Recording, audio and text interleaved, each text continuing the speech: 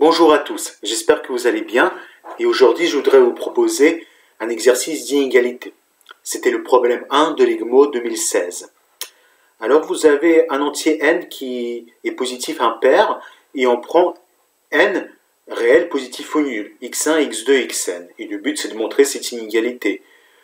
Ou par convention on note xn plus 1 le nombre x1, de sorte à ce que en fait, les notations sont cycliques. Et le but, c'est de montrer que le minimum pour i entre 1 et n de xi au carré plus xi plus 1 au carré est plus petit que le maximum pour j entre 1 et n de 2 xj plus 1. Voilà. À vous de jouer maintenant. Bon courage. Cherchez bien. Et on se retrouve tout à l'heure pour discuter de la solution.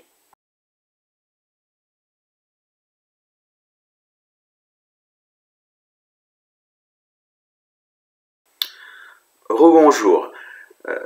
J'espère que vous avez pris plaisir à chercher cet exercice et on se retrouve pour discuter d'une solution. Alors, a priori, quand vous voyez l'énoncé qui vous est proposé, vous avez envie de penser à l'inégalité arithmético-géométrique. Alors, voyons voir ce que nous donne cette inégalité. Eh bien, elle nous donne toutes ces inégalités que j'ai écrites. Donc, si on le dit de façon générale, avec les variables générales, il s'agit de xi au carré plus xi plus 1 au carré qui est plus grand que 2xi, xi plus 1. Et là, vous voyez que cette inégalité ne va pas dans le bon sens. Dans l'énoncé, on a un plus petit, alors que là, vous obtenez un plus grand. Ce que vous demande en fait l'énoncé, c'est de montrer que le plus petit des termes qui sont à gauche est plus petit que le plus grand des termes qui sont à droite. Et ça, c'est possible. C'est possible, bien qu'individuellement, le terme de gauche est plus grand que le terme de droite. Bon. Je vais un peu changer les notations à partir de maintenant pour rendre les choses plus simples. Je vais écrire yi pour xi au carré. Pourquoi est-ce que je fais ça? Eh bien, comme ça, je peux dire que le terme de gauche, c'est la moyenne arithmétique de yi et yi plus 1. Enfin, 2 fois la moyenne arithmétique de yi et yi plus 1. Et le terme de droite, c'est 2 fois la moyenne géométrique de yi et yi plus 1. Voilà, parler en termes de moyenne arithmétique et de moyenne géométrique directement, c'est quand même un peu plus simple. Et avec les yi, je peux reformuler l'énoncé qui est à montrer. Ce qu'on a à montrer, c'est que le minimum des moyennes arithmétiques de 2 termes consécutifs de yi est plus petit que le maximum des moyennes géométriques de 2 termes consécutifs de yj. Ça, c'est ce qui est à montrer. Ok. Eh bien, pour le montrer, vous avez vu, on ne peut pas utiliser l'inégalité arithmético-géométrique, mais on va essayer de tirer profit de l'indication. Alors, l'indication, elle vous a proposé de vous intéresser aux variations de la suite yi. Eh bien, considérons plusieurs situations, plusieurs possibilités de variation pour cette suite. Tout d'abord, intéressons-nous au cas où où vous pouvez trouver un yi qui se trouve entre yi moins 1 et yi plus 1. Regardez un peu, yi est entre yi moins 1 et y plus 1. Par exemple, on peut dire que y est plus grand que y moins 1 et plus petit que y plus 1. Dans ce cas, qu'est-ce qu'on peut dire? Eh bien, dans ce cas, on peut remarquer que, bien sûr, une moyenne de 2 termes se trouve entre ces 2 termes. Donc, en particulier, la moyenne arithmétique de y moins 1 et y est entre y moins 1 et y. Et aussi, la moyenne géométrique de y et y plus 1 est entre y et y plus 1. Donc, on en déduit que la moyenne géométrique de y et y plus 1 est plus grande que la moyenne arithmétique de y moins 1 et yi. Donc là, on a trouvé une moyenne géométrique de 2 termes consécutifs qui est plus grande qu'une moyenne arithmétique de 2 termes consécutifs. Donc a fortiori, l'inégalité de l'énoncé est vérifiée.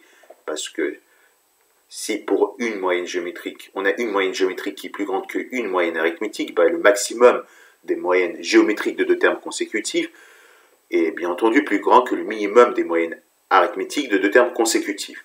Bien. Eh bien, ceci est possible dès que vous pouvez trouver un YI qui est entre YI-1 et YI plus 1. Donc là, on a écrit les choses pour YI-1 plus petit que YI plus petit que YI plus 1, mais on peut aussi écrire une chose similaire lorsque YI-1 est plus grand que YI qui est plus grand que YI plus 1. On peut aussi s'adapter et démontrer l'inégalité de l'énoncé. Du coup, maintenant, la question qu'on se pose, c'est est-ce qu'on peut toujours trouver un YI qui est entre YI-1 et YI plus 1? Parce que si on peut, l'inégalité est vérifiée. Si on ne peut pas, il faut réfléchir encore. On se demande s'il est possible de trouver un I tel que YI est entre YI-1 et YI plus 1, sachant qu'on utilise les notations cycliques de l'énoncé, c'est-à-dire YN plus 1, c'est Y1. Et sachant qu'on utilise des inégalités larges, vous voyez, c'est-à-dire YI est entre YI-1 et YI plus 1, même si YI est égal à YI-1, ou bien YI est égal à YI plus 1. On utilise des inégalités larges et pas des inégalités strictes. C'est pour ça que il n'y a pas besoin de considérer les cas où YI est égal à son terme voisin. Parce que ça rentre dans les cas où il y a, dans les deux cas d'inégalité en fait. Les deux cas d'inégalité larges. Très bien. Eh bien, vu qu'on utilise les notations cycliques, il est raisonnable de disposer les termes de la suite autour d'un cercle. En effet, d'abord il y a Y1, puis il y a Y2, puis il y a Y3, et etc. jusqu'à Yn, et après Yn, il y a un nouveau Y1. Parce que c'est la même chose que Yn plus 1. Et ce que je vais faire à partir de maintenant, c'est que entre deux termes de ce cercle, je vais écrire soit un plus, soit un moins. Voilà, par exemple, j'écris un plus, ou bien j'écris un moins. Alors, qu'est-ce que ça signifie? Si j'écris un plus entre deux termes de la suite, par exemple entre Y3 et Y4, j'écris un plus, ça signifie que Y4 est plus grand que Y3. Si j'écris un moins entre deux termes de cette suite, entre Y3 et Y4, ça signifie que Y4 est plus petit que Y3. Très bien. Eh bien, à partir de maintenant, je vous propose de remarquer que si jamais vous avez deux fois de suite le même signe, deux fois de suite un plus par exemple, eh bien ça signifie directement que Y4 est entre Y3 et Y5. Parce que Y4 est plus grand que Y3 et Y4 est plus petit que Y5. Donc il est entre Y3 et Y5. De même si vous avez deux fois de suite un moins. Voilà, donc si vous avez deux fois de suite le même signe sur ce cercle, on en déduit que l'inégalité de l'énoncé est vérifiée. On se demande s'il est possible de mettre des signes plus et moins sur ce cercle, de sorte à ce qu'il n'y ait jamais deux fois de suite le même signe. Eh bien pour le faire, on va essayer de le faire. On va d'abord mettre un plus entre Y1 et Y2, sans perdre la généralité. Ensuite, on est obligé de mettre un moins entre Y2 et Y3. Ensuite, on est obligé de mettre un plus, ensuite un moins, et ensuite un plus, et on continue. Et on se demande maintenant quel est le signe qu'on met avant YN. Eh bien, ce n'est pas compliqué de répondre à cette question, parce que vous remarquez qu'avant un terme d'indice pair, il y a à chaque fois un plus. Et avant un terme d'indice impair, il y a à chaque fois un moins.